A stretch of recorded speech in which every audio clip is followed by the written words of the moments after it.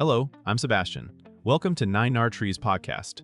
Today I will summarize and review the book, Crashed: How a Decade of Financial Crises Changed the World by historian Adam Tooze, is a big, panoramic account of the shockwaves that followed the 2008 global financial crisis and reshaped politics, policy, and power. Rather than treating the crash as a brief market accident with a clean recovery, Tooze traces a long chain of emergencies across the United States, Europe, and the wider world. He explains how decisions made in central banks, finance ministries, and international institutions created winners and losers, and how those outcomes fed public anger, political polarization, and new geopolitical tensions.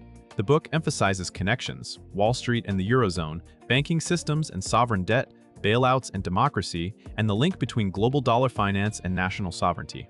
Written for readers who want more than slogans about greed or austerity, it offers a detailed narrative of how crisis management worked in practice, why it was so controversial, and how its aftereffects still influence debates about inequality, globalization, and state power.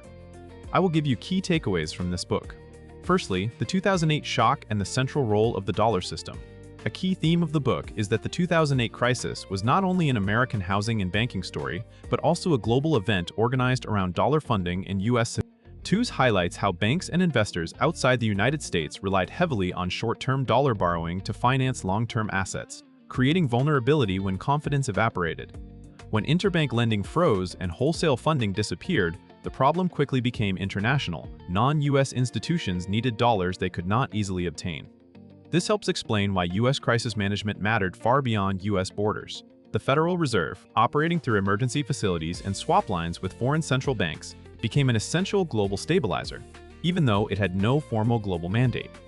The result was a crisis response that looked national in political rhetoric but functioned transnationally in practice. This framing shifts attention from morality tales about individual bankers to systemic dependencies embedded in modern finance. It also clarifies why the United States retained extraordinary leverage after the crash. Control over dollar liquidity became a tool of stabilization, but also a source of political resentment and strategic anxiety for other countries.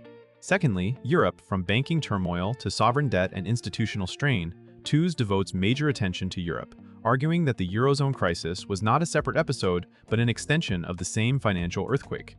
European banks were deeply entangled with US mortgage-related assets and depended on dollar funding, making them vulnerable early. As losses mounted, governments stepped in to support banks, which shifted risk onto public balance sheets. In countries already facing weak growth and structural imbalances, bank rescues and recession pressures combined into a sovereign debt panic. The book examines how the Eurozone architecture limited rapid collective action. Member states shared a currency but lacked a fully unified fiscal authority and banking backstop. Crisis management therefore turned into difficult bargaining among national governments, the European Central Bank, and institutions like the IMF.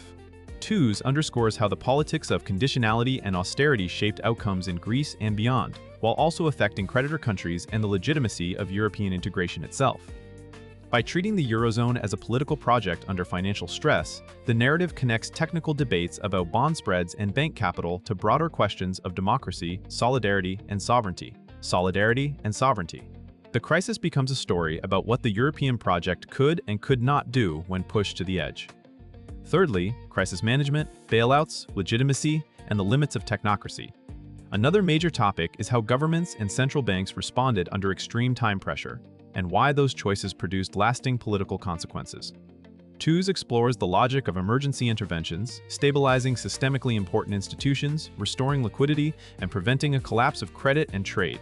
He also shows why these moves were perceived as favoritism toward finance. The public could see trillions mobilized for banks while households faced unemployment, foreclosures, and strained public services. This gap between technical necessity and democratic legitimacy became a defining feature of the post-crash decade. Tooze pays attention to the institutional actors who carried the response, including central bankers, treasury officials, and international bodies, emphasizing how power concentrated in relatively insulated agencies. That concentration allowed speed and coordination, but it also fueled suspicion that unelected experts were overriding voters. The book connects this legitimacy crisis to the rise of populist movements and to the hardening of political divides in multiple countries. It also illuminates the dilemma policymakers faced: letting large institutions fail risked catastrophic contagion, but rescuing them without visible accountability risked delegitimizing democratic governance. The story is less about simple corruption and more about the structural tensions of governing a highly financialized economy. Fourthly, inequality, social conflict, and the political aftershocks. Tooze links the economic fallout of the crash to a decade of intensified social conflict. Even where headline indicators recovered, many communities experienced slow wage growth, insecure work, and reduced expectations about the future. Asset prices often rebounded faster than labor markets, meaning that those who owned financial assets benefited sooner than those reliant on wages. This uneven recovery interacted with pre-existing grievances about globalization, immigration, and cultural change, creating fertile ground for political entrepreneurs. The book frames the 2010s as a period in which crisis politics became normal. Elections and referenda were fought over austerity, bailouts, and national control, while public trust in institutions weakened. Tooze explores how governments tried to manage both economic stabilization and political anger, sometimes by doubling down on fiscal restraint, sometimes by experimenting with monetary activism, and sometimes by shifting blame onto external actors. The point is not that finance alone caused every political rupture, but that the crisis rearranged the constraints within which politics operated. It narrowed room for compromise, amplified distributional fights, and helped turn economic policy into identity-laden conflict. In this account, the crash is a major hinge that helps explain why politics in many democracies became more volatile and more confrontational.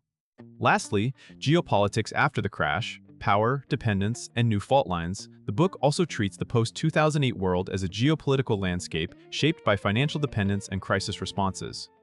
Tooze shows how stabilization relied on cross-border cooperation, yet also exposed asymmetric power. Because dollar liquidity and U.S. financial markets remained central, the United States held a unique position in both preventing collapse and setting the terms of recovery. At the same time, the crisis damaged confidence in Western economic stewardship and opened space for renewed strategic competition. Europe's internal battles weakened its external influence, while emerging economies had to navigate capital flow volatility and shifting global demand. The narrative emphasizes that financial crises do not stay confined to markets. They influence defense priorities, alliance politics, and national strategies for resilience. Tooze also highlights how the tools used in crisis management, such as regulatory pressure, sanctions, and control over payment channels, can blur the line between economic governance and statecraft. The result is a world where finance is both infrastructure and leverage. By connecting central bank actions to international order, the book encourages readers to see global politics not just as diplomacy and security, but as a struggle over monetary and financial architecture. The decade after 2008 becomes a period in which economic fragility and political rivalry increasingly reinforced one another. In conclusion, this book suits readers who want to understand the 2008 crash and its aftermath as a connected global story rather than a narrow tale of U.S. mortgages or European austerity. It is valuable for students of economics and history, policy professionals, journalists, and general readers who follow politics and wonder why the 2010s felt like a prolonged emergency. The main benefit is clarity. By tracing how dollar funding, banking exposure, and institutional design interacted, the book helps readers see why certain decisions were made, why they were controversial, and how they shaped later events from Eurozone turmoil to rising populism. It can change a reader's life by improving decision-making and civic understanding, making it easier to evaluate claims about bailouts, central banks, debt, and globalization in today's debates. Compared with many crisis books that focus on a single country or simplify the story into villains and heroes, Tooze offers a wide-angle narrative that links financial mechanics to political legitimacy and geopolitics. That combination of detail and scope makes it worth buying for anyone who wants a durable framework for understanding the world that emerged from a decade of shocks.